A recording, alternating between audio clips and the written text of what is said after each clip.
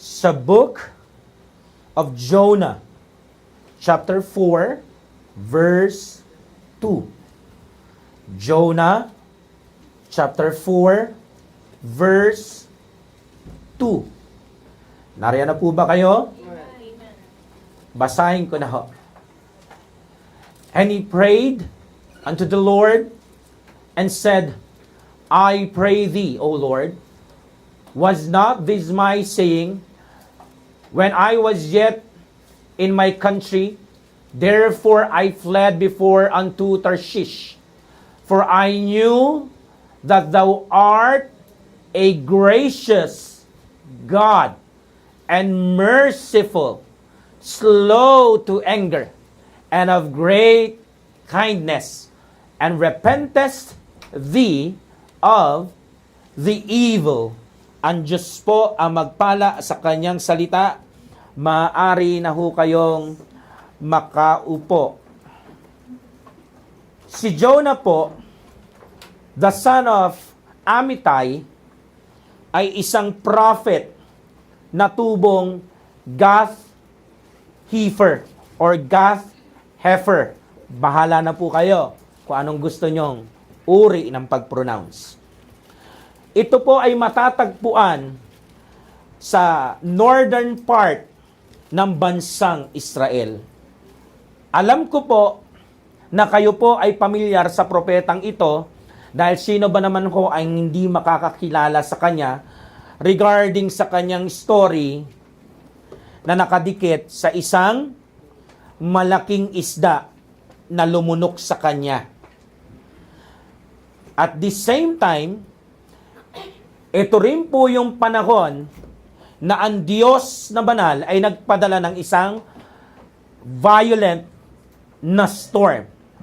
Tapos, yung mga sailors doon sa sinakyan niyang bangka ay nagpasya na mag-cast ng lots. Para saan? Para ko malaman nila kung sino ba ang dahilan ng violent storm na yon at ng karagatang nagwawala ang mga alon. At na-found out po nilang si Prophet Jonah ang dahilan o cause ng lahat ng kaguluhan na yon. Kaya nang malaman nila, nilapitan nila si Jonah na natutulog. Ginising nila. At umamin naman po siya.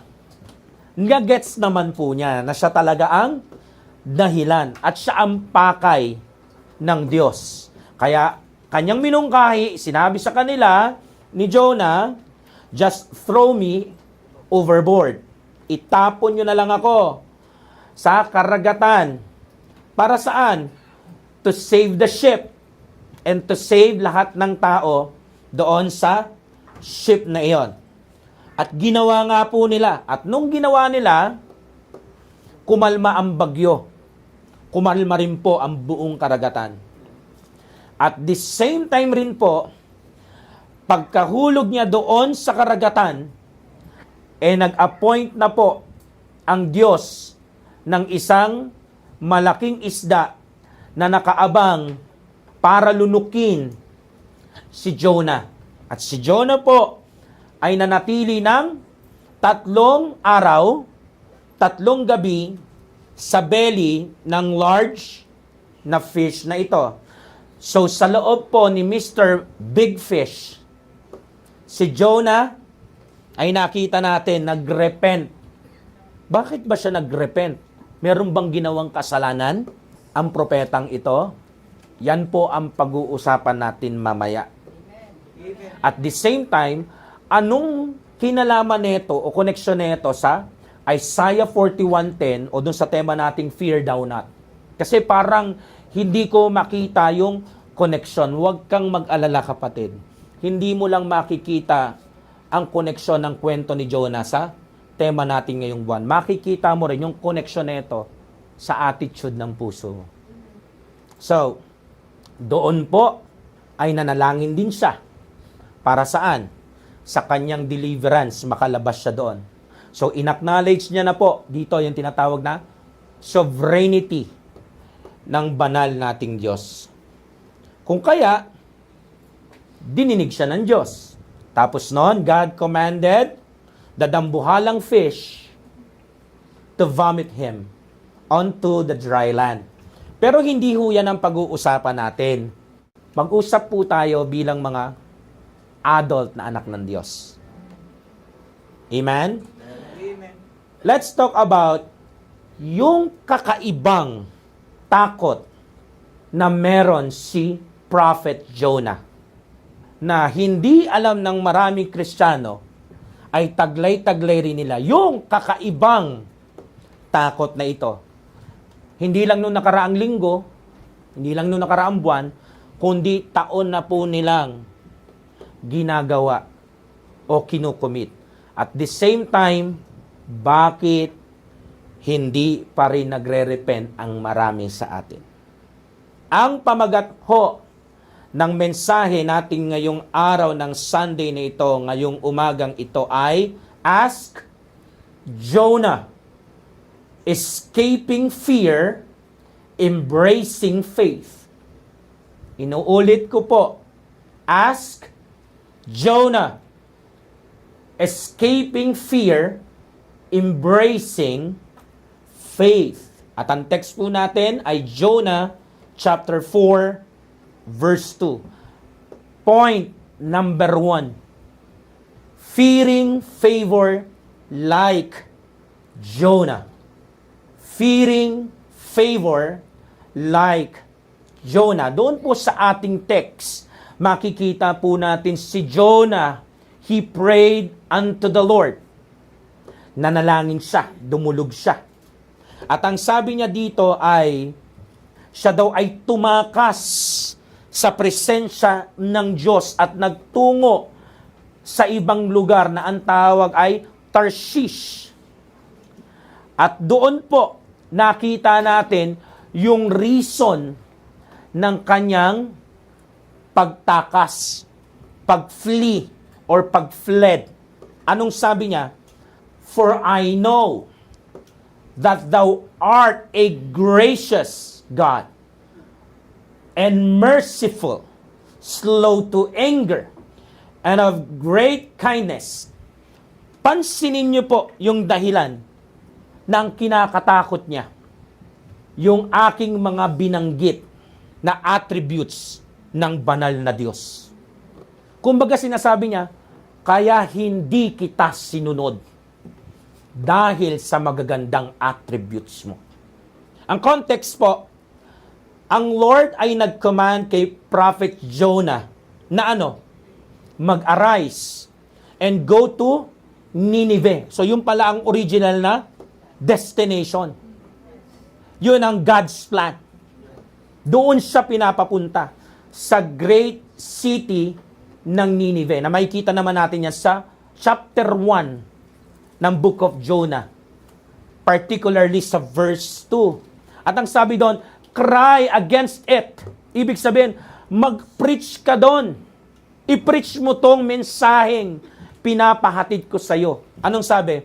For their wickedness is come up before me. So, ibig sabihin ng Diyos, sukdula na yung kanilang kasamaan. So, ibig sabihin ng Panginoon is, bigyang babala mo sila. Kasi kung hindi, magbabagsak ako ng judgment, punishment sa wickedness nila. Alam niyo po, that time, ang lugar ng Nineveh ay ang capital ng Assyria.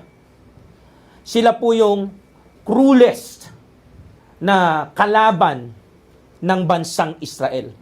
Kilala po ang mga tao sa Assyria, particularly sa great city ng Nineveh, na mga extreme pagdating sa pagiging violente.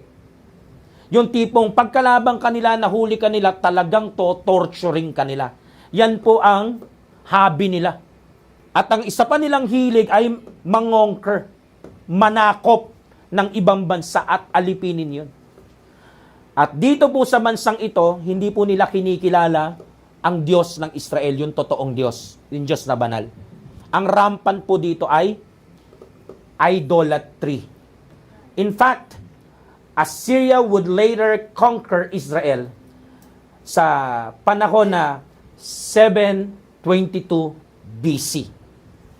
Nasakop po sila talaga. I strongly believe, alam na alam ni Prophet Jonah ang information na yon. At kung magiging hypothetical, baka at may malaking posibilidad na merong malapit sa puso ni Prophet Jonah na pwedeng naging biktima ng mga tao sa Ninive. Kaya, I also believe na alam rin ni Jonah kung anong klaseng Diyos ang Diyos ng Israel. At doon nga sa ating text, binanggit niya. Why? Because Jonah knew God's nature from where? From the scriptures. Bagamat hindi pa nag-e-exist yung 66 books, pero it doesn't mean hindi nag-e-exist yung scriptures o yung history nila Moses at na iba pang nauna. For example, Exodus chapter 34 verse 6, "And the Lord passed by before him and proclaimed, the Lord God, merciful and gracious, long-suffering and abundant in goodness and in truth." Bagamat magkaiba, pero makikita po natin yung pinagkapareho nung sinasabi ni Jonah sa Jonah chapter 4 verse 2 sa scripture na to, na kung saan nung panahon ni Moses naganap. Exodus chapter 34 verse 6. At dahil sa bagay na ito, dahil ang Diyos ay merciful, gracious, long-suffering, abundant in goodness and truth. Anong resulta? Ang resulta po, nagdulot ito ng malaking takot kay Jonah. Hindi ordinaryong takot ang nararamdaman niya. Isang takot na makikita natin kung mag-aaminan lang tayo, mga minamahal, kung magiging honest ang marami sa atin, ay takot nyo rin. Takot ng bawat isa sa atin o naging takot ng marami dito. Takot si Jonah na baka iligtas ng banal na Diyos ang mga taga-Ninive. Takot siya na baka i-extend ng banal na Diyos ang grace, ang mercy niya, at ang kanyang great kindness sa kanila. Kasi nga, para kay Prophet Jonah, ang mga tao sa Ninive, dahil they were evil and brutal people, para sa kanya, kalaban sila, kaya dapat lang 100% deserve nila ang destruction ng banal na Diyos. Yan ang di ordinaryong takot ni Jonah. Pero takot na takot siya na gawin ng Diyos yan. At kung magpapakatotoo lang tayo, yan din ang takot ng maraming Kristiyano dito. Takot ka na yung may mga atraso sa'yo ay bigyan ng Panginoon ng magandang kalagayan o kondisyon. Why? Kasi ang tingin mo kay brother, kay sister, kahit lihim lang, kalaban, kaaway, hindi deserving ng second chance ng Diyos. Dapat lang maging malaimpyerno ang buhay ng kapatiran na yan. At kung unsaved naman, sana talaga hindi na siya maligtas, no? Sinasadya mong hindi puntahan. Bakit? May nagawa sa'yo sa nakaraan. The prophet fled before going sa ibang lugar na kung saan hindi kalooban ng Diyos. Si Prophet Jonah, tinakasan niya ang instruction ng Panginoon. Hindi po dahil he doubted God's power, but because he knew God would forgive kapag nagrepent sila. Kumbaga, hindi mo binibigyan ng tsansa. Kumbaga, hindi binibigyan ni Jonah ng tsansa, kahit maliit na tsansa, na mapunta sa kanila ang grasya, kahabagan, at kapatawaran ng Diyos. Kaya nga, di ba, sabi niya, sa Jonah chapter 4, verse 2, therefore I fled. Inamin naman niya eh. For I knew, alam ko, kilala kita bilang Diyos ko, bilang pinaglilingkuran ko, napapatawarin mo sila. Repentest thee of the evil, sa mga masama nilang ginawa. His fear was not of Nineveh. Hindi siya takot sa masasamang tao doon. Alam mo kung anong kinakatakot niya? Yung mabuting Diyos. Ang takot ni Jonah ay nagbumula sa pag-ibig ng Diyos. Para sa kanya, tila baga isang unjust na bagay na ang mabuting Diyos patawarin ang mga taga-Ninive. Kumbaga, hindi niya makomprehend yun eh. Yung gumawa ng atraso sa kanila, bakit kailangan ko mag-preach dyan ng kapatawaran o ng repentance? Bakit? Bakit kailangan kong gawin yon? Dapat talaga bagsakan ng Panginoon ng isang solid na destruction, judgment at punishment ang mga taong ito.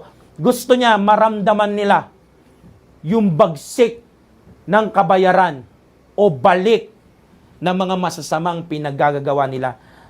Aminan tayo, maraming Kristiyano, kahit sa church na to, nagpipreach, kumakanta, nagmi-ministry, o may amen, nagpipreach on. Pero ang takbo ng isip ng mga nakaraang linggo, buwan at mga taon, sa mga kapitbahay nilang unsaved, lalo na kapag taga-household of faith, ganito. Ginawa nila to sa akin, ito gawin mo sa kanila, Diyos. Hindi ka ba nahihiya? Nagpe-pray ka ng punishment ng iba, habang nagpe-pray ka ng second chance mo. Tingin mo, kinabanal mo yon? Ito ay isang uri ng maling takot. Parang, kaysa ibigay mo, Lord, yung grace, mercy, at great kindness mo, mas magandang ideya ganito. Burahin mo na lang lahat sila sa balat ng lupa. Total, makasalanan naman yung mga yan eh. Mga unsaved naman, di ba? Niyayaya ko. Chinismis pa ako. Patayin mo na. Ayaw yung tanggapin yung gospel? Eh di go to hell. Parang ganyan na attitude. At kung kapatid naman, Lord, nakita mo, yung kapatid ko, inaapi ako, paluin mo nga. Alam mo yung isang batang nagsisinungaling para mapahamak yung kapatid niya, mga ganon. Hindi naman pagiging kapatid yun. Jonah saw God's grace, mercy, and great kindness bilang threat. Saan? Sa kanyang sense of order. Kumbaga, sinasabi niya sa Lord, Lord, wala ka sa order. Ito ang tamang order. Yung aking sense of order. Nagkamali, walang second chance. Lord, tirahin mo na kagad. Tapusin na natin to kagad. For him, dapat evil should be fiercely punished. Jonah feared God's love. Kinakatakutan niyang ma-extend ito sa masasamang taong kalaban nila, yung mga taga-Ninive. Ito po ay maling uri ng takot. Maling uri ng takot ang taglay ni Jonah. How about us? How about you? Madaling, tama po, amen po, preach on, ganito po, aha. Madali yan eh. Pero yung totoong ikaw, kung kinakausap ka ng Panginoon ngayon, nasa ng focus mo sa ganitong sitwasyon? Anong focus ang taglay-taglay ng puso mo? Baka gagaya tayo ni Jonah. May maling uri ng takot. Mas binavalue na natin yung tinatawag na national pride o personal pride, personal perspective. Kumbaga, ako ang may pinaka solid at straight na perspective or perception pagdating sa human justice. Kumbaga, mas binibigyan mo ng diin yung human justice over God's character. Kaya anong tumubo? Limited view. Yan ang tumubo kay Jonah. At yan ang nakatubo sa maraming Christian life ngayon. Kala ni Jonah at kala ng maraming Kristiyanong nagtataglay rin ng maling takot na ito, ang grace, ang mercy, at ang great kindness ng Lord was only for Israel, was only for Him, at hindi para sa lahat ng tao. Maling takot po yan. Yan po ay patungo sa tinatawag na self-righteousness. Feeling ni Jonah, ang tanging deserving ang Nineveh ay full struck of destruction. For him, ang pardon ay hindi option. Kaya anong resulta? Maling uri ng takot. He ran to Tarshish, pa-opposite sa direction ng Nineveh. Kaya ang Diyos, nagpadala ng violenteng bagyo. Violenteng mga alon. Kaya nga doon natin nakita wala na rin siyang magawa. Anong sabi niya? Tapon nyo na lang ako. At sinalubong naman siya ng malaking bibig ng malaking isda at nilunok siya. Cut the long story short, sa loob ng belly ng isda, doon siya nag-repent. Bakit ka naman magre-repent kung wala ka namang ginawang kasalanan? So makikita natin, yung takot niya dito ay isang malaking kasalanan. Kumbaga, kung si Jonah nasa panahon natin, hindi niya pwedeng i-claim yung Isaiah 41:10 na fear thou not. Kasi wala naman siya sa tamang takot, kagaya no kay Hezekiah at kay Elijah. Nandito siya sa uri ng takot na sinuway niya ang kalooban ng Diyos. Alam nyo ba na itong takot ni Jonah medyo pa-spiritual din? Sumusuway siya sa Diyos habang sinasabi niya sa Diyos na dapat ganito yung ginagawa mo kasi ito yung faith ko. Pero makikita nyo, hindi mo pwedeng pasunurin ang Diyos na dapat ikaw ang sumusunod. Sino po kaya dito sa kalagitnaan natin ang meron kang takot na maligtas ang ibang tao? Tipong, listen up, ginawang ka ng masama, inabuso ka. Tipong ginawan ng masama yung pamilya mo, niyurakan yung inyong pangalan. Tipong for you, he or she deserve eternity doon sa impyerno. Kasi sobrang walang yan naman yun Kaya dapat talaga sa impyerno lang yan. Tipong kinakatakot mo maging savior niya, yung savior mo na si Jesus Christ. Feeling mo pang sayo lang si Jesus Christ. Kaya talagang sinasadya mo na hindi makarating sa kanila ang ebanghelyo. Aminan tayo mga minamahal, may mga ganyan ang puso dito. Parang kahit sino, pasyaran mo sa akin. Shesharan ko ng gospel ng Lord Jesus Christ, wag lang yan taong yan. Wag lang yang tatay ko na yan. Wag lang yang nanay ko na yan. Wag lang yang kapatid ko na yan. Wag lang yang kamag-anak ko na yan. Wag lang yang kapitbahay na yan. Kahit sino, kahit saan tayo mag-street preaching. Wag lang sa lugar namin. Ibabahagi ko ang ebanghelyo, pastor, umaga at hapon. Wag lang sa animal na yan. Kasi ang fear mo, mapunta rin sila sa langit. Pero hindi ka nagkakaroon ng fear na pupunta sila ng impyerno. Meron ho ba sa kalagitnaan natin? Ang takot mo, ganun? Ako, natatakot sa'yo. Kasi walang tunay na ligtas na ganyan. God's grace, mercy, and great kindness are not limited to us. At hindi rin po yan limited sa ating past sins. Ang pag-ibig ng Diyos ay para sa lahat. Masakit man marinig, para sa lahat. Kahit pa sa mga nanalbahe o nang walang ya sa iyo at sa akin.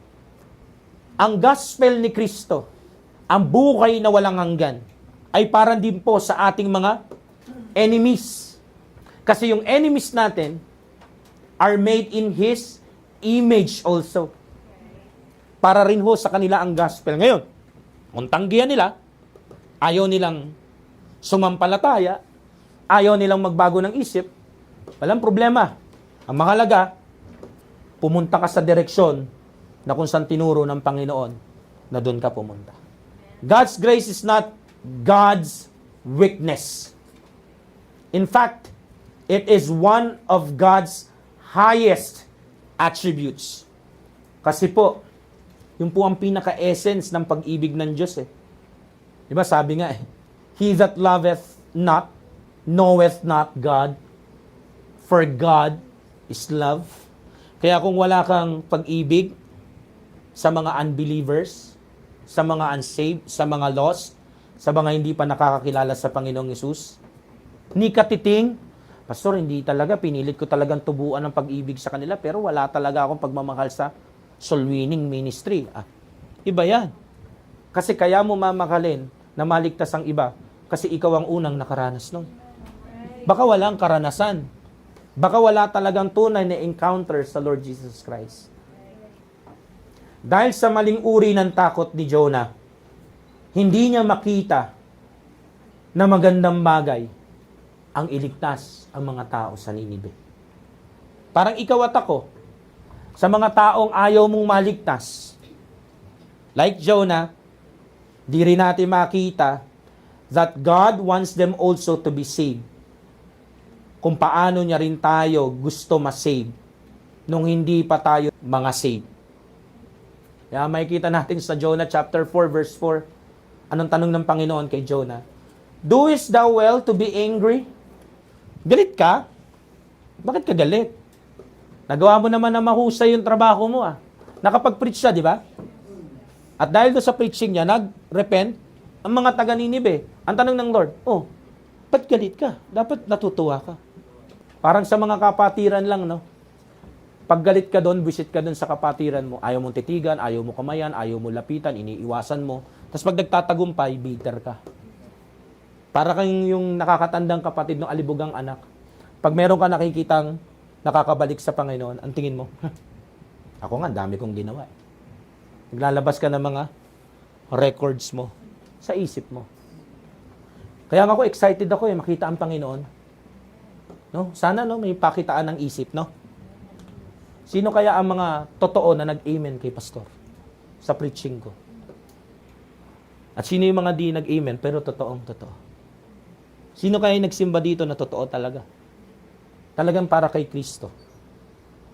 Hindi para sa kung ano. Yung mga talagang nakinig, hindi natulog.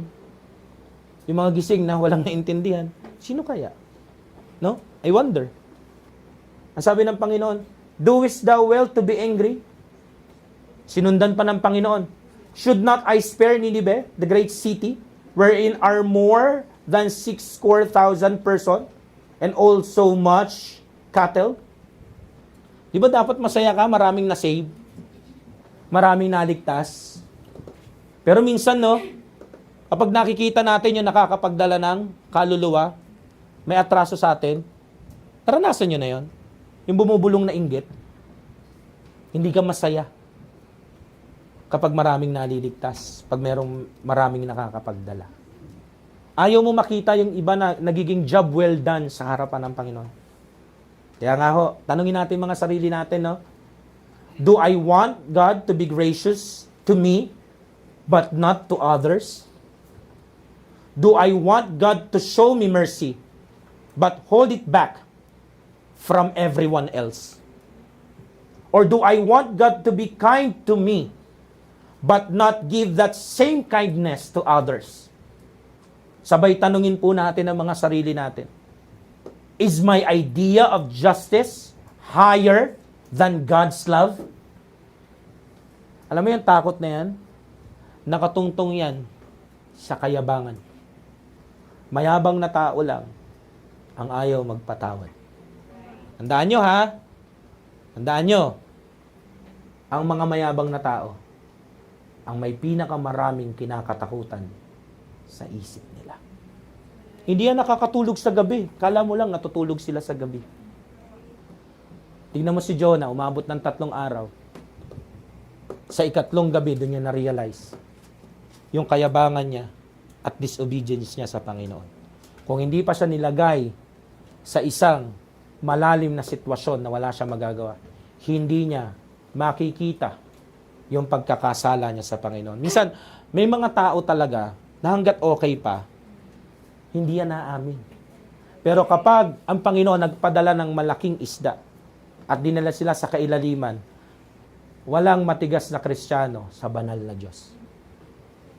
Sana ho, pumurot sa atin itong kwento na to. Nakalimutan kasi ni Jonah at nakalimutan ng marami sa atin that the grace, mercy, and kindness na kinakatakutan niya ng sobra-sobra ay yun din yung nagligtas sa kanya nung nagrepent siya. Nung nandun siya sa tiyan nung dambuhalang isda. Para sa kanya, yung pag-ibig ng Diyos dapat akin lang. Alam niyo kung tao-taong usapan to? Kung magkakaroon ka ng girlfriend na ganito, asawa na ganito, ang hirap nun. Yung gusto niya, lahat kanya lang. Alam niyo kung anong magkakaroon dyan? Nakakasakal. Kaya nga ang ganda ng pag-ibig ng Diyos eh. Walang nananakal. Walang pilitan. Tingnan niyo po, nung hindi sumunod si Jonah, hindi naman siya pinigilan ng Diyos. Pero may consequence. May consequence. Ready mo yung sarili mo pag di ka sumunod sa Panginoon. Church, let us trust God's character more than our feelings. Hayaan natin ang Diyos ang mag-define ng justice niya. And let us learn how to rejoice when anyone turns to God. Kahit pa yung mga anyone na yon ay yung mga gumawa sa iyo, sa akin, sa family natin ng masama. From now on, when someone hurts you or hurts us, pray for them instead of hoping they fail. Let us learn to accept that God's way are wider than ours. Sabi nga, di ba? Sa Isaiah 55, 8 and 9. For my thoughts are not your thoughts, neither my ways, your ways, saith the Lord. For as the heavens are higher than the earth, so are my ways higher than your ways, and my thoughts than your thoughts. Bakit di na lang tayo maging forever na grateful sa grace ng Diyos, sa mercy ng Diyos, sa kindness ng Diyos na na-receive natin? At pag nakita rin natin na gano'n na tinatamasa ng iba, magalak ka. Hindi yun nagngingit-ngit tayo. Alam ng Diyos ang gagawin niya at alam ng Diyos ang ginagawa niya. Huwag natin siyang pangunahan. Kaya pag sinabi niya, ito ang direksyon natin, huwag mong ibahin yung lokasyon. Tanungin natin yung mga sarili natin. Katulad ba ako ni Jonah? Wanting God's love for me, but always punishment for others? Tapos pangalawang tanong natin sa sarili natin, can I celebrate when those I dislike repent and find God? Kaya ba nating ipagdiwang kapag dumating yung sandali na yung kinaaayawan natin, kinamumuhian natin, yung may atraso, nakagawa ng mali at kasalanan sa atin, kaya ba nating ipagdiwang yon at sabihin, praise the Lord, nasa Panginoon na siya. Tandaan po natin, God's love is bigger than our fears. Bigger than our feelings and bigger than our enemies. Bakit? Kasi nga, His mercy endureth forever. Hindi po yan exclusively nag-i-endure for me lang at for you lang. Sa kahit sino mang yan, sasampalataya at magbabago ng isip. Whether ito man ay unsaved O lalo na kapag taga household of faith. Kaya nga ho, mga minamahal, sana ho, kung meron po kayong ganitong maling uri ng takot, takot ka na makita na mapaganda ang iba. Ang gusto mo, ikaw lang at ikaw lang ang nasa magandang sitwasyon. Huwag naman po ganyan. Kasi minsan, ikaw rin sila. Ikaw rin yung dating unsaved na nasave. Ikaw rin yung dating saved na nadapa. Tapos, humingi ng tawad sa Panginoon. Tinayo ng Panginoon. Sana ko alisin natin yung maling uri ng takot na yan.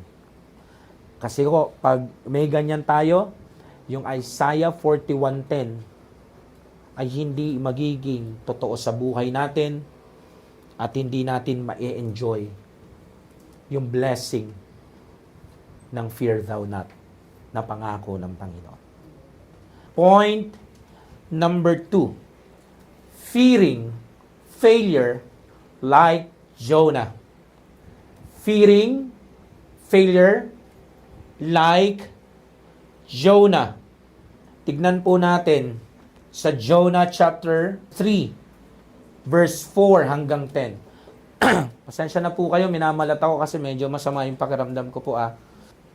And Jonah began to enter into the city. A day's journey he cried and said, Yet 40 days, and Nineveh shall be overthrown. Verse 5. So the people of Nineveh believed God and proclaimed a fast and put on sackcloth from the greatest of them even to the least of them. Verse 6.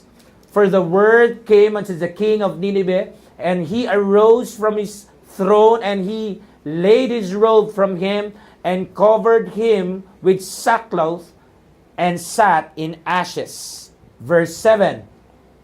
And he caused it to be proclaimed and published through Nineveh by the decree of the king and his nobles, saying, Let neither man nor beast, herd nor flock, taste anything, let them not feed nor drink water. Verse 8. But let man and beast be covered with sackcloth, and cry mightily unto God, yea, let them turn everyone from his evil way, and from the violence that is in their hands. 9. Who can tell if God will turn and repent, and turn away from his fierce anger, that we perish not? Verse 10. And God saw their works, that they turned from their evil way, and God repented of the evil that he had said that he would do unto them, and he did it not. Lundag naman po tayo sa Jonah chapter 4 verse 2. Para ho maintindihan natin itong ikalawang puntos natin. Ang sabi po ay ganito, And he prayed unto the Lord and said, I pray thee, O Lord, was not this my saying when I was yet in my country? Therefore I fled before unto Tarshish, for I knew that thou art a gracious God, and merciful, slow to anger, and of great kindness, and repentest thee of the evil. So ang pinaka-context po doon sa mga verses na ating binasa sa Jonah chapter 3 verse 4 hanggang 10, at dito sa ating text na nasa chapter 4 verse 2, malinaw po yung pagdadala ni Jonah ng mensahe sa kanila. Kaya nga yung hari, nag-react siya. Gumawa siya ng decree. Sa takot niya na pagkatapos ng 40 days, yung Nineveh ay ibabagsak ng Panginoon, ma-overthrown. So, sa pagpasok ni Jonah sa great city na ito, dito po talagang umangat yung sobrang takot sa kanya. Again, maling uri ng takot. Ito ha, hindi ito inosente sa harapan ng Diyos. Ito ay klase ng takot na guilty. Kasalanan po itong uri ng takot na ito.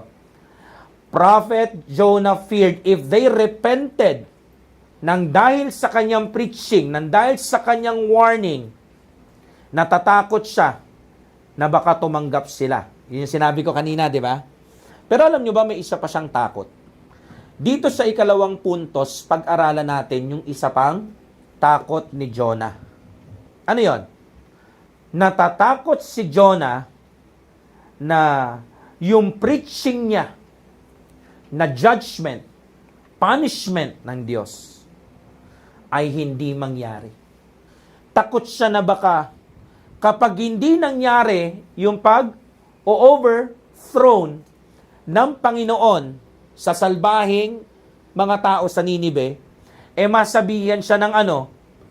Tinan mo, nanakot lang yan.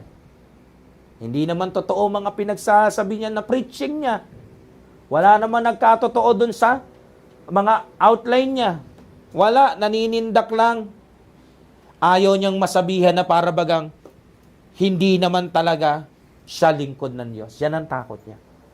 Yan ang ikalawang takot niya. Kaya gusto niya, hanggat maaari, hindi sila mag-repent. Kasi gusto niya, ibagsak talaga ng Panginoon sa kanila yung dapat para sa kanila. Para bagang, sa panahon natin, kung si Pastor Ryan po yung magpipreach, parang ganito. O, tamo? Lahat ng mga hard preaching ni Pastor Ryan, lahat yun bogus lang. Lahat yun takotology lang. Kumbaga, si Jonah, hindi pa man nasusundot yung ego niya, umaaray na siya agad.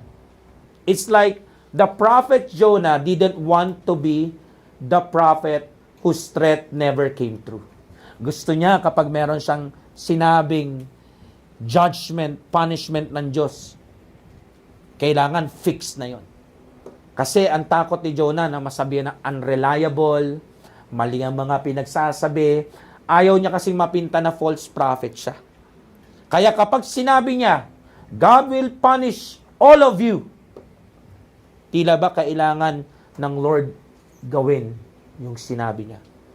Kasi for him, pag hindi nagkatotoo yung preaching niya, failure siya as a prophet. Kaya nga ang fear niya, sabi niya sa chapter 4, verse 2, I knew this would happen. Alam ko na eh. Simula pa lang, alam ko na mangyayari to. Talagang gagawin mo to. That's why I ran. Alam ko na yung preaching ko. Hindi mangyayari. Kasi maaawa ka eh. Kasi magiging gracious ka. Kasi magiging merciful ka. Paandarin mo na naman yung pagiging kind mo eh. Kasi alam ko, ikaw si God is love. Yun yung kanyang fear, failure. Ibig sabihin, yung para mga preacher sa panahon natin, ang dami po super confused. Iba po yung conditional warning sa absolute prediction. Inuulit ko ha, merong difference between conditional warnings ng Diyos sa absolute predictions na galing rin sa Diyos. Sa palagay nyo, itong sitwasyon sa Ninive, ano kaya ito? Conditional warning o absolute prediction?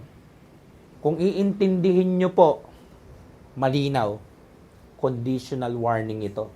Kasi nung nagrepent yung hari at lahat ng mga tao sa Ninive, sumunod sila doon sa preaching. Ano nangyari?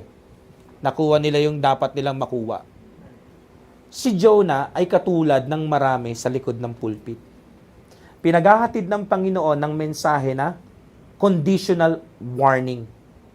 Pero ang kanilang inaakto sa likod ng pulpito, absolute prediction. Para kung hindi tayo maging extreme, always remember na may mga God's judgment na conditional. It comes at pwede rin namang hindi dumating. Lalo na kapag ang isang tao ay humingi na ng tawad. Pero si Prophet Jonah ay di lang katulad ng maraming tao sa likod ng pulpit. Katulad din siya ng mga miyembrong nakikinig every Sunday morning.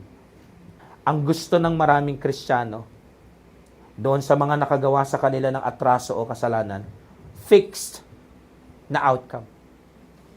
Ang gusto nilang message is, tapusin na ang mga taong ito.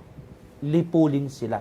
Hindi nila naintindihan na ang Diyos, sa kanyang conditional warnings, yun ay isang imbitasyon. Pabalik sa Diyos. Di ba? Yun din naman yung tinanggap nating imbitasyon. Kaya tayo nakabalik sa Panginoon. Those are conditional warnings. Pupunta ka ng impyerno kung hindi ka sasampalataya sa bugtong na anak. Pero kung sasampalataya ka sa bugtong na anak, sa langit ka pupunta at maliligtas ka sa apoy ng pagdurusa. That is conditional warning. Ang problema kay Jonah, sa maraming nasa likod ng pulpit at maraming mga Kristiyano sa ating panahon, ang pinagmumulan natin o yung mentalidad na meron tayo o yung ugali na inuugali natin ay nag-uugat sa kasalanan ng kayabangan. Jonah cared more about his reputation than God's purpose. Yan ho dapat ang iwasan natin. Kasi ang yabang natin, imimislead tayo, dadalhin tayo sa ibang direksyon. Alam niyo yung tinatawag na word na misunderstanding, rampant yan sa kakristyanuhan at kabaptisan. Ito po yung thought na God's word must result in destruction at hindi na po restoration. Parang ganito ho. Yung mga karnal, yung mga backslider, sana patayin na ng Panginoon lahat yan. Total, kahihiyan naman yan dito sa lupa eh. Pero hindi ho ganun ang Diyos ng Biblia. Right. Laging nakabukas ang kanyang imbitasyon sa bawat karnal at bawat backslider na gustong makabalik sa kanya. Ang problema sa atin, yung hindi natin trabaho, tinatrabaho natin. Pinipilit nating maging Diyos din. Kasi ang gusto natin, alam nyo kung ano? Gusto natin ng control. Many preachers, many Christians wanted to predict the end. Pero wala silang interest ilagay ang trust nila sa plano ng Diyos. Gusto nila i-predict ang masalimuot na wakas ng iba. Na siya namang ayaw na ayaw nilang mangyari sa kanila. Ang resulta ng maling uri ng takot na ito na nagbubukal o nag-uugat sa pride, you will disobey God.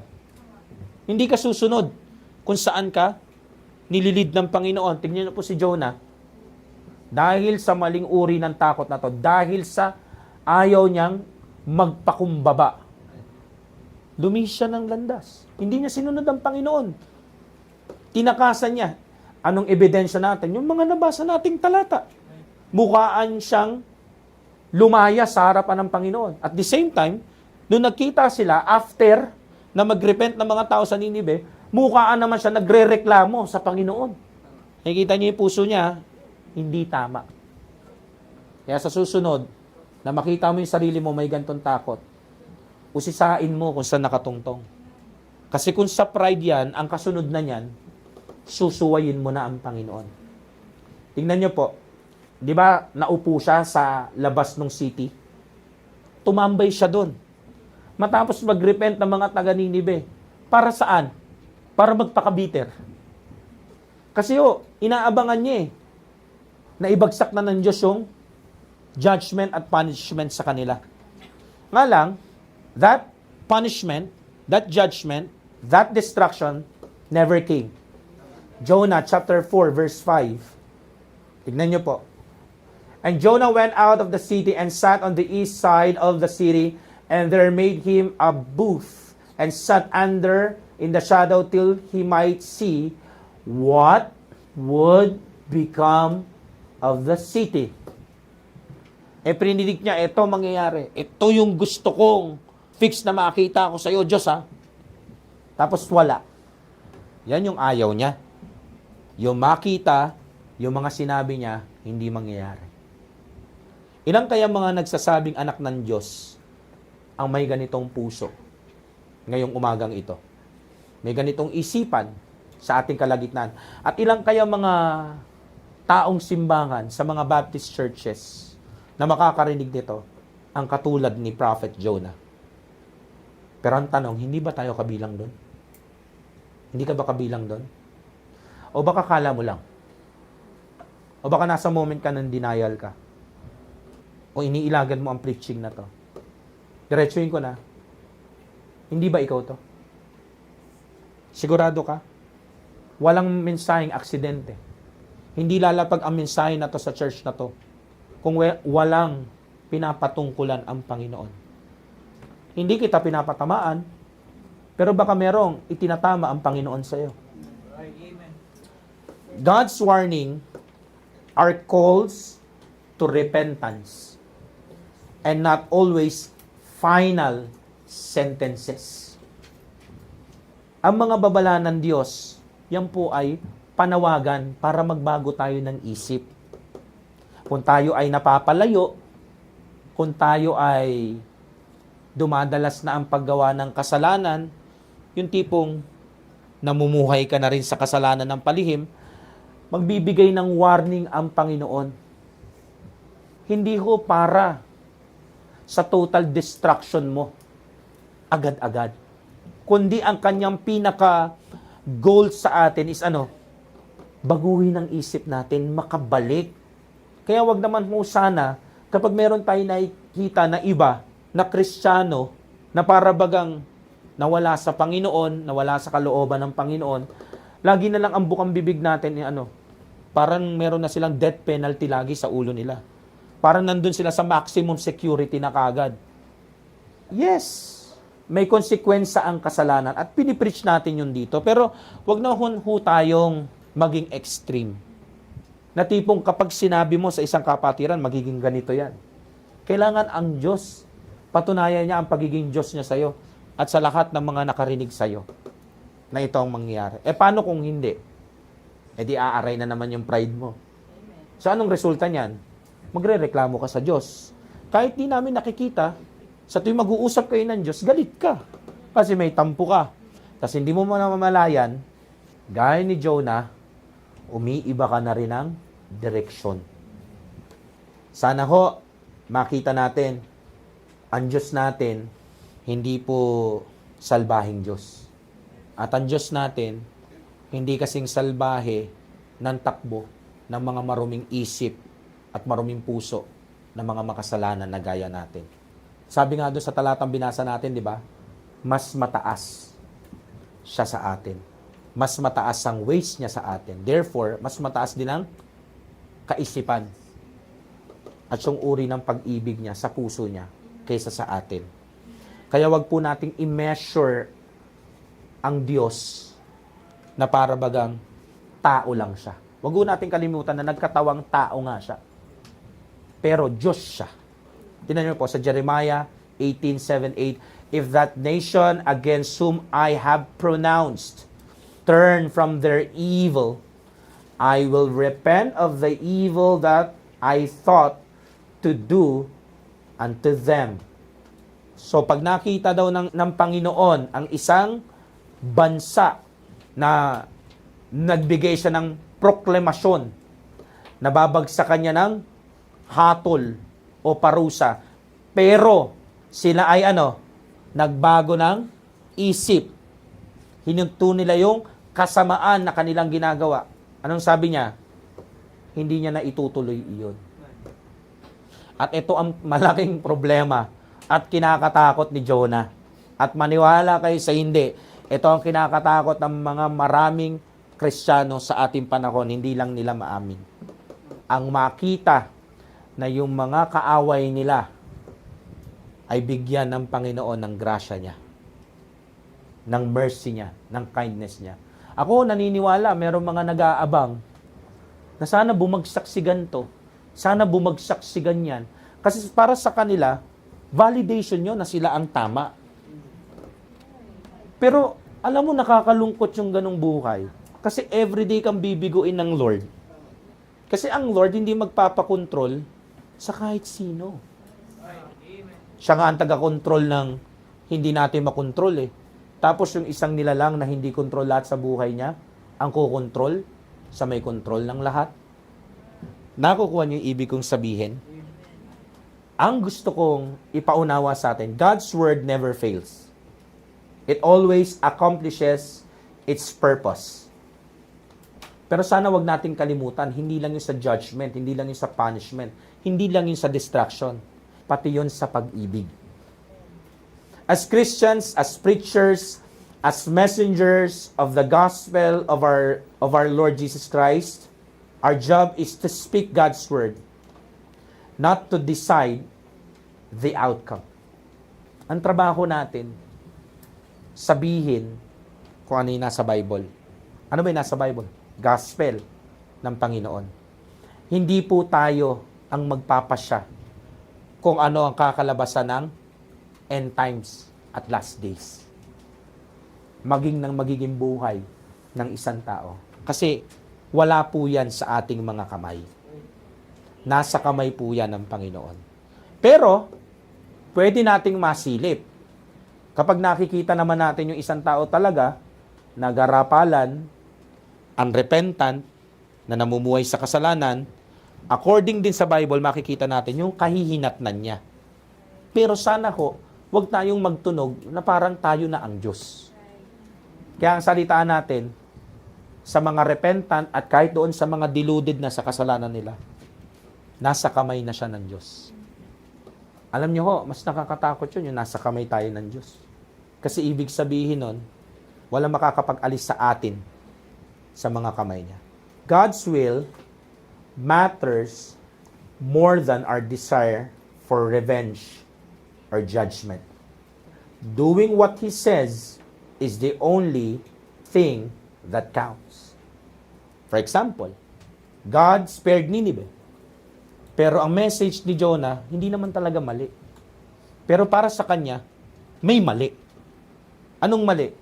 Mali na pinatawad sila ng Panginoon. Isa lang ang tama sa kanya, yung tamaan sila. Parang yung isang sutil na kapatid, yung tipong kapag nakikita niya yung kapatid niya na papalo ng tatay, masaya siya. Pero alam niyo ho, kung hindi yun maganda sa mga batang paslit na magkapatid, na sutil ka, na natutuwa ka, na nasasaktan yung kapatid mo, how much more sa ating mga binigyan lang ng karapatan na tawaging anak ng Diyos. Dapat hindi ho tayo nagaganyan. Kasi hindi naman tayo talaga tagalangit. Binigyan lang tayo ng rights, tawagin na tagalangit. Dahil sa tunay na anak ng Diyos, yung bugtong na anak. Gusto ko sabihin sa inyo, si Jonah, hindi siya weakling na preacher. Nagrepent ang Nineveh. Ibig sabihin, effective siya sa kanila. Isipin mo, nakakatakot na lugar to. Nakakatakot na mga tao to. At ito yung pinaka-cruel na kalaban ng Israel. Pero siya ang pinaka-ginamit doon. Kaya nga it led to repentance. Pero bakit hindi siya masaya? Kasi mali ang puso.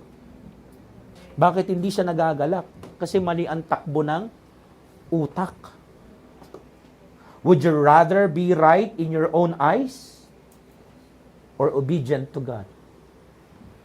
So wala na siyang pakialam kung ano ang tingin ng Panginoon sa pagsunod niya. Kasi ang tinitignan niya na lang, yung gusto niya. Alisin niyo po yung pag-uugaling ganyan. Pag gusto ko, kailangan mangyayari. Hindi ako tumatanggap ng hindi, huwag at no. I don't think gusto mong gayahin yung version ni Jonah sa chapter na to, sa book na to. Dapat ho, kapag sinabi ng Lord na wait, hindi, at no, mas mahalaga yung pagsunod natin sa linya niya na yun. Kaysa sa mga gusto nating mangyari. Kaya nga ang tanong, meron ba talaga tayong care para sa iba? O mas mahalaga pa rin yung pride natin? Tandaan nyo po sa lahat ng warning ng Panginoon, mula sa Old Testament na binasa natin sa Book of Jonah, hanggang sa Book of Jeremiah, hanggang sa panahon natin ngayon, repentance is always the intended goal of God's warnings. Hindi po punishment, hindi po judgment. Bakit? Kasi nga ang tawag sa Diyos ay Savior, Deliverer, Redeemer. So ang goal palagi ay merong i-rescue. May palayain, may saklolohan, may sagipin. Repentance is always the intended goal of God's warnings. Hindi po distraction ng kahit sino mang tao. Speak what God says. Yes, sabihin mo kung ano man yung mga mabigat na punishment at judgment ng kasalanan. Pero, yung outcome, iwanan mo sa Diyos. Huwag tayong magkaroon ng takbo ng isip at puso na failure ako kapag hindi nangyari yung pinipredict ko na distraction sa buhay ng ibang tao. Hindi po. Oras na po para itigil natin yung mga ganyang lihim na fearful resistance gaya ng inuugali ni Jonah. Oras na para i-embrace natin yung faithful restoration ng ating Diyos. Hindi na po natin kailangan matakot. May maligtas man na gumawa o nakagawa o gumagawa ng masama sa atin, huwag po tayong matakot na mayroong mga ligtas rin na kapatid natin sa Panginoon na makabalik. Ayaw mong sila makabalik kasi sinalbahi ka. And by the way, hindi naman porket nasa church, nakabalik na sa Lord, ha? Pero kung meron mga ligtas na talagang pure ang intention makabalik sa Panginoon, kahit sa ibang church pa sila nagsisimba, tapos nakita mo, sinalbahi ka, wag mo naman ipag-pray na sana salutin yung church ko, nasaan siya. Bawat lilipatan niya, may plague. Hindi po. Kasi dadahilan mo, Lord, deserving siya dyan kasi winalangya niya talaga ako. Ang dapat ko natin gawin, trust the Lord Jesus Christ. Paano mag-trust? Mag-trust tayo sa Lord Jesus Christ na mag-work ang Lord Jesus Christ sa ating mga puso. Even if we don't see immediate judgment sa gumawa sa atin ng kasalanan, okay lang yan. Mas piliin natin yung maging magalak kapag mayroong mga tao na nagbalik loob na sa Panginoon. Kapag hindi natin nakuha yung punishment, destruction na gusto natin nakita, pero nakita natin sila na nag-lead yung isang preaching sa ibang church para sila ay bumalik sa pagpapahalaga sa grace at mercy ng Lord at kindness niya, i-celebrate natin yun. Yung judgment, yung anihan, o kung ano man gusto mo itawag, leave it all to God. Alam niya yan. Alam na alam ng Diyos ang gagawin sa kanila. Ngayon, ang hamon sa atin ay, can I really accept that God's way is often different from what I expect? Will we trust God's wisdom over our own logic? Tandaan niyo po, God's word is never empty. It works toward repentance and not just punishment. God's love is always reliable po. And our obedience to Him matters more than anything. Kaya sana hingin natin sa Lord, Lord, alisin mo na itong maling uri ng takot na to sa akin. Yung takot na merong maligtas, na kinamumuyan ko. Yung takot na merong makabalik sa'yo na nang-offend sa akin dati. Turuan mo kong maging maligaya pag na-experience nila yung grace mo, yung mercy mo, at yung great kindness mo. Ang Lord nga nag-i-enjoy kapag ini-extend niya yung pag-ibig niya. Dapat tayo din. Tayo ding mga naunang naka-experience nun. At patuloy na nakaka-experience nun. Huwag tayo yung mga lihim na namumuhay sa galit at sakit ng nakaraan. Paano naman yung justice ko? Ang Diyos naman natin ay just. Alam niya yan. Tiwala lang. At huwag extreme sa isang corner lang. Nakukuha niyo ho? So, next time, kung meron mang magpipreach dito, at next time meron ka mang sasabihin sa kapwa mo Kristiyano na pinipredict mo yung distraction niya tapos hindi nangyari. Sana naman, sa susunod na umatake sa ating mga isipan at puso yung fearing failure, kagaya ng naranasan ni Prophet Jonah, sabihin mo sa sarili mo, wait lang, maling fear yan. Hindi mo na ako malilin lang ulit. Sin of pride, alam ko, ikaw yan. At alalahanin nyo po yung sinabi ko kanina, na yung mga God's warning ay hindi ibig sabihin palagi ay distraction ng iba. Ito ay imbitasyon para makabalik sila sa mapagmahal na Diyos na nag-create at nagligtas sa kanila. So, ganyan po tayo dito sa SBC, ha? Yes, pinipreach natin na hindi dapat mamuhay sa kasalanan at yung mga anihan ng kasalanan o parusa sa kasalanan. At the same time, yung epekto sa mga tao sa buhay natin ng ginagawa nating kasalanan.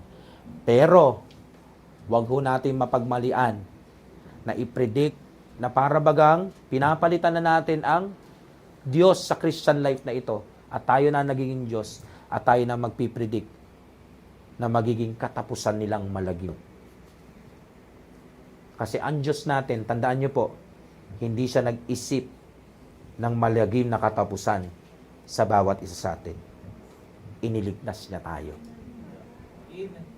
So kung meron kang ganitong uri ng takot, it's about time para ihinto mo na. Kasi ungodly siya. Ikatlo, sa mensahe natin pinamagatang, Ask Jonah, Escaping Fear, Embracing Faith. So nakikita nyo na po kung saan tayo dapat tumakas. Saan? Sa maling takot. Sa kwento ni Prophet Jonah. Ano yung dapat nating i-embrace? Yung sinasabi nating katotohanan sa point number 1, point number 2, at point number 3. Ano yung point number 3 natin? Fighting fear through Jesus. Fighting fear through Jesus.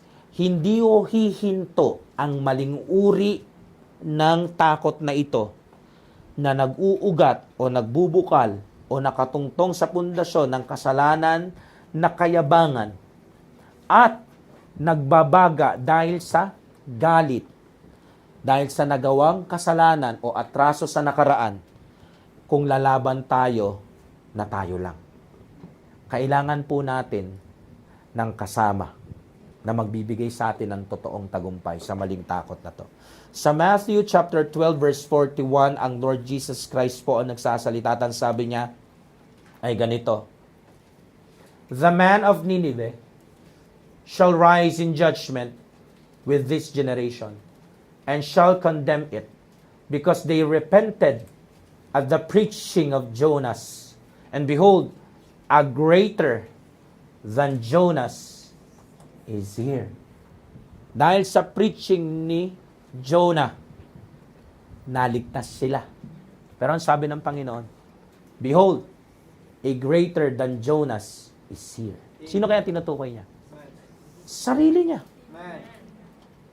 Gaya ng sinabi natin kanina, si Jonah ay sinugo ng Panginoon sa Ninive. Ito po ang wicked na enemy ng Israel. Pero, he ran away. Yes, he preached judgment. Nga lang ang problema, he grew bitter when God spared the people of Nineveh. On the other hand, ang Lord Jesus Christ naman, the Son of God, ay sinugo ng Heavenly Father, pero unlike Jonah, ang Lord Jesus Christ talagang nag-obey fully. Amen? Dumating siya dito sa mundo willingly. He preached God's grace, mercy, and great kindness, even repentance po. At hindi lang yun. He even died to save his enemies. And I believe, doon sa luklukan ng biyaya ng Ama sa langit, nagre-rejoice siya sa bawat isang naligtas na enemy niya. Kaya nga, di ba, sabi niya doon sa krus, patawarin mo sila, hindi nila alam ang kanilang ginagawa.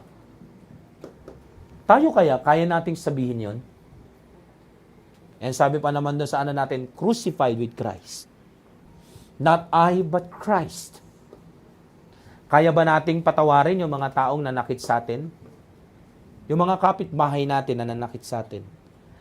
Yung mga unsaved sa labas na nanakit sa atin? Or should I say, ito na lang, yung mga kapatiran nating sinaktan ka, kaya mo ba silang patawarin? Kahit hindi sila humihingi ng tawad? O kahit deluded pa ang mga tinutukoy ko na taong nanakit sa'yo, mapalabas, o kahit sa loob? O paano kung hindi naman sila deluded, hindi nila alam, nasaktan ka? Kaya mo ba patawarin sila? Kaya ko po. E di lapitan mo. Kung totoo ka.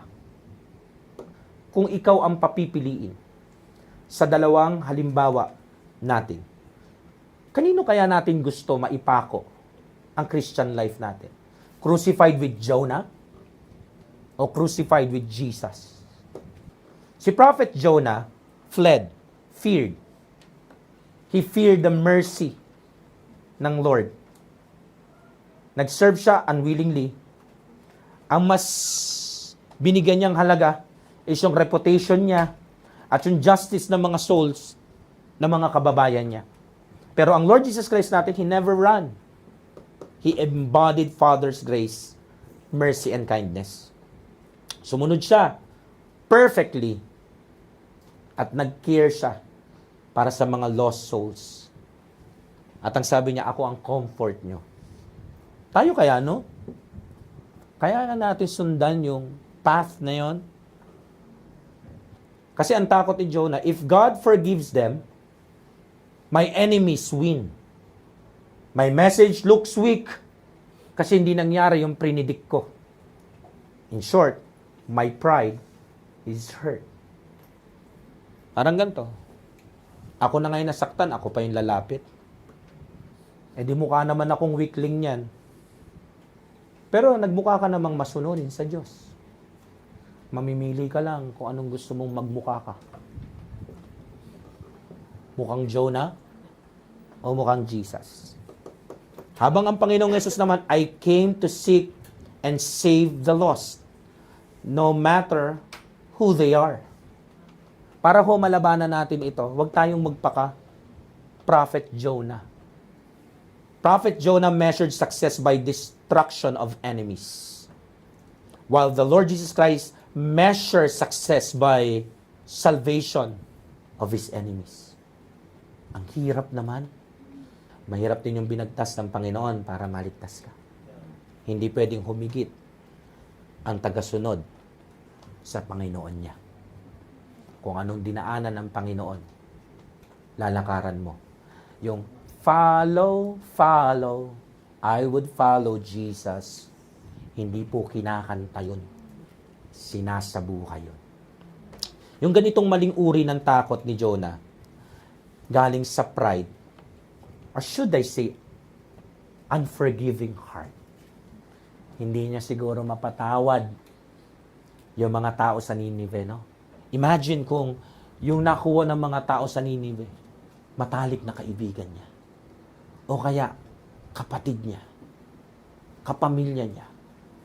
Tapos, nakita niya na lang yung katawan ng mahal niya sa buhay na yon, na nasa pinakakalunos-lunos na itsura ang pagka-torture. Tapos sasabihin ng Panginoon, mag-preach ka sa Ninive, i-preach mo ang kapatawaran ko. Excuse me, Lord, come again. Medyo choppy ka. May bara yung signal nating dalawa. Nagbara. Ano nakabara? Unforgiveness. Alam niyo, ang ideya ng prideful heart ni Jonah ay ganito lang, simple lang. Justice is always better than God's love. Ang ideya naman ng unforgiving heart ay laging ganito. Walang grace, walang mercy, para sa masama at salbahing animal na yan. Kung may mangyari mang masama sa kanya, tama lang yun. Kung pwede nga lang matanggal yung kaligtasan niya, sunugin siya sa impyerno, much better. Aminan tayo, hindi kasing holy ng church clothes mo pag Sunday, yung takbo ng isip at puso ng marami sa atin. Pero alam niyo po, ang bunga niyan, self-righteousness. Jonah wanted God's love for himself, but God's punishment for others. Humihingi tayo ng pagiging fair, di ba? Sa kamay ng Diyos. Pero tayo mismo, hinihingi din natin yung unfair sa kamay ng Diyos para sa iba. Kaya takot tayo pag nakikita natin na baka i-extend niya yung kamay niya sa kanila. Resulta? Kaya nag-disobey si Jonah. Resulta? Kaya magdi-disobey rin ang bawat isa sa atin. At pag nag-disobey tayo, alam niyo mangyayari? Gusto niyo marinig? Yung cycle? Okay. Disobedience, tapos magpapadala ang Lord ng storm. At magpapadala rin ng Diyos ng big fish. Tapos makakaramdam ka ng bitterness. Tapos magko-complain ka. Tapos mamimiss mo yung joy ng revival ng Ninive.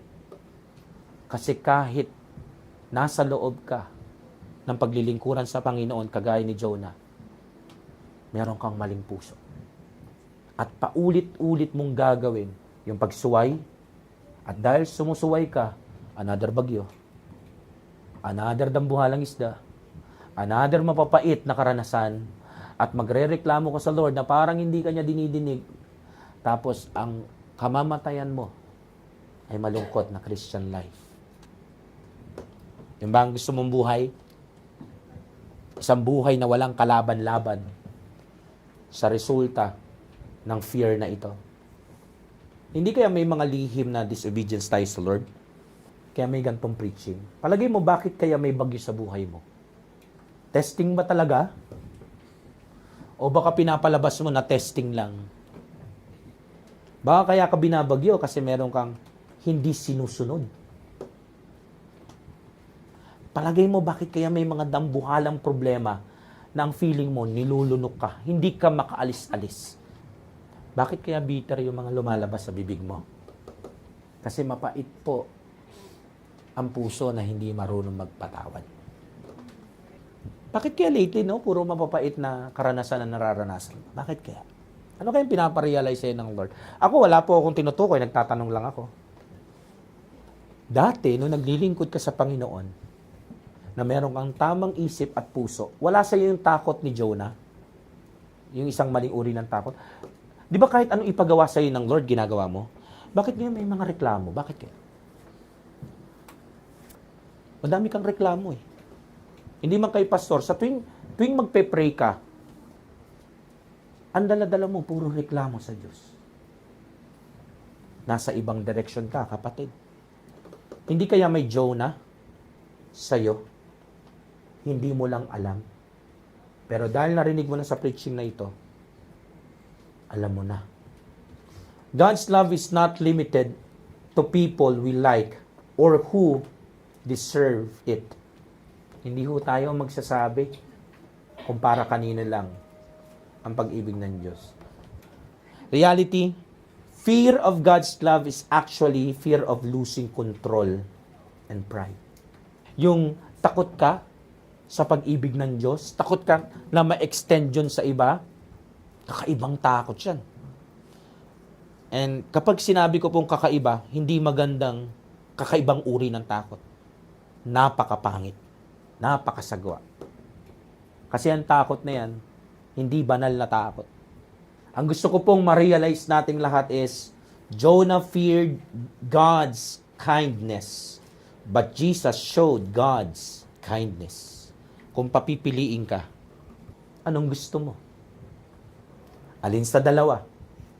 Ang tingin mong perpektong kalooban ng Ama na gusto niyang makita sa iyo. Ang kulit lang, no? If Jonah could be forgiven for running, kasi yung pagtakbo niya, palayo sa presensya ng Diyos, is disobedience. Why could Nineveh not to be forgiven for repenting? Pag si Jonah, pwede patawarin, no? Pero pag taga Nineveh, dapat pagsarahan ng Diyos ng langit. Sometimes, actually, hindi nga sometimes, most of the time, ganyan tayo. Displeased, very angry, ang mga puso't isipan natin kapag nakikita natin na yung enemy natin nagtatagumpay, sumasaya, at gumaganda ang buhay. Anong drama natin pag mag-isa tayo? Ito na salita nan, it is better for me to die. Patayin mo na lang ako, Lord. Kasi akala mong hindi makaka-move on sa'yo, hindi lang naka-move on. Sobrang move on. Alam mo yung ganong iyak, hindi yung kagaya ng iyak ni Hezekiah. Ang prayer ay isang banal na lugar na kung saan tayo dapat ang binabago ng Diyos. Hindi Diyos ang binabago natin. Ang prayer ay isang banal na lugar na kung saan dapat ang isip at puso natin ang nababago. Hindi natin kinukumbinsi ang Diyos na baguhin ang puso at isip at mga kalooban niya. Tignan niyo po sa Luke chapter 23:34. Sabay-sabay po natin basahin na malakas, ha. Sige. Blessed Jesus, Father, forgive them, for they know not what they do. And they parted his raiment and cast lots. Kaya mo ba yung sabihin ngayon? Father, forgive them. Kahit ganito yung ginawa nila sa akin. Kahit ganito yung ginawa niya sa akin. Sa tingin ka dito, sa mga narito, sino dito yung iniiwasan mo? Yung ayaw mong kasama. Sabi sa Bible, kapag naghain ka ng iyong handog sa Panginoon, tapos naalala mo, meron kang kapatid na hindi kayo maayos, iwanan mo daw yung offering mo. Kung meron po kayo naaalala na hindi kayo okay na kapatid nyo, huwag nyo pong ilagay yung tithes nyo mamaya. Huwag po kayong magta-tithe, mag-offering, mag-mission, magbibigay sa renta ng church na to, sa worship place na to, kahit ano, hanggat di kayo nag-uusap. Kasi alam mo bakit? Hindi rin tatanggapin ng Lord.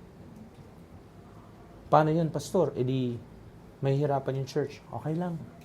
Okay lang, mahirapan kami. Abonohan na lang natin. Kasi naman tumanggap tayo ng tumanggap ng mga offering. Hindi naman kayo mga totoo sa mga sarili nyo. Alam nyo mga kapatid, saglit lang ang buhay. Huwag kang gumawa ng kaaway. Meron na tayong kaaway. Huwag kang maniwala na kami ang kaaway. Kung ikaw ang papipiliin sa dalawang halimbawa na to, saan mo nakikita yung sarili mo? Alam nyo, pag meron ako mga nakita na hindi na nag-offering, naging totoo, mas masaya pa ako. Pero ito lang problema. Hindi mo rin nagagawa yung duty mo. Ang dami mo hindi magagawa. Isipin mo, kakanta ka, do they see Jesus in me? Si Jesus mapagpatawad yun. Anong klaseng takot ba yung umaandar sa isip mo? Do I fear God for being good to people I dislike and hate? Huwag po kayo magkunwari. Huwag kayong magsinungaling. Huwag niyo pong palabasin na hindi kayo nasasaktan at walang nangyari. Kasi magiging malungkot ang buhay parang kay Jonah. So tingin nyo, anong dapat nyong gawin? Pakiramdaman? Parang wala lang? Kunwari, noong nakinig ang Ninive, na-spare sila. Alam nyo na po kung anong mangyari sa inyo pag di kayo nakinig. This is conditional warning. And it might be ang last warning na maririnig mo. Matthew 5:44 sabi, love your enemies. Hindi naman kami enemy. Brother, sister, brethren. Bless them that curse you. Do good to them that hate you. Pray for them which despitefully use you, persecute you. Katotohanan, fear makes us run from where God wants us to be. Faith leads us back to where His grace, mercy, and kindness is waiting. Sana ho, reject na natin yung Jonah spirit, no? Sana ho, piliin natin maging willing i-bless yung ating mga enemies. Tanungin natin yung mga sarili natin na matapat na, would I celebrate if someone I dislike repented? Makakasagot lang yan, ikaw. Ang storya ni Jonah ay pinakita sa atin that fear does not always look like panic.